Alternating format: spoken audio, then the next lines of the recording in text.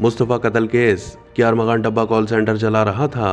पाकिस्तान में डब्बा call centre किस तरह फ्रॉड करते हैं, क्या इदारों को सब मालूम है? मुस्तफ़ा कत्ल केस में अरमगान की गिरफ्तारी के बाद मीडिया में बार बार डब्बा कॉल सेंटर की बाज़गश्त सुनाई देती रही है।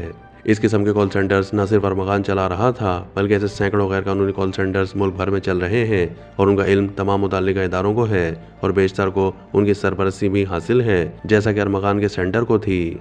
डब्बा कॉल सेंटर असल में किस तरह फ्रॉड करते हैं ये सब इदारों को तो मालूम है, मगर बेशतर आवाम को इसकी आगाही नहीं है। डब्बा कॉल सेंटर्स दो किस्म के फ्रॉड करते हैं।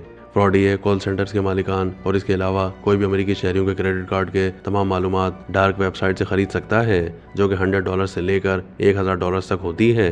पहला fraud lower interest loan settlement का फ्रॉड होता है, क्योंकि अमेरिकी शहरी और तकरीबन 95% तारिकीन वतन अपनी तमाम अशिया और तमाम खरीदारी बैंकों के लोन और क्रेडिट कार्ड से ही करते हैं।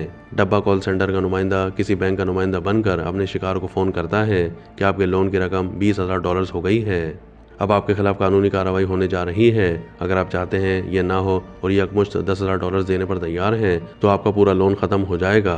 शिकार अगर शक का इजहार करता है तो थोड़ी देर के बाद इस बैंक के नंबर से यानी जदीद सॉफ्टवेयर के जरिए बैंक के नाम निहाद नुमाइंदे की कॉल इस शिकार को मौसूल होती है कि हमने थर्ड पार्टी सेटलमेंट के लिए एक कंपनी मुकर्रर की है, अगर वो चाहें तो सेटलमेंट करवा लें, जिस पर शिकार फंस जाता है। और जब तीसरी कॉल दोबारा थर्ड पार्टी नुमाइंदे की आती है तो यकमुश्त अदायगी पर तैयार होकर अपने क्रेडिट कार्ड के जरिए अदायगी कर देता है और फिर वो रकम ना बैंक के पास जाती है और ना किसी और इदारे के पास, वो सीधी फ्रॉडी के अकाउंट में जमा हो जाती है। दूसरा फ्रॉड अमेरिकी कंपनियों की गैर कानूनी और बगैर मुआहदा प्रोडक्ट्स फरोख्त करने से मुतालिक है।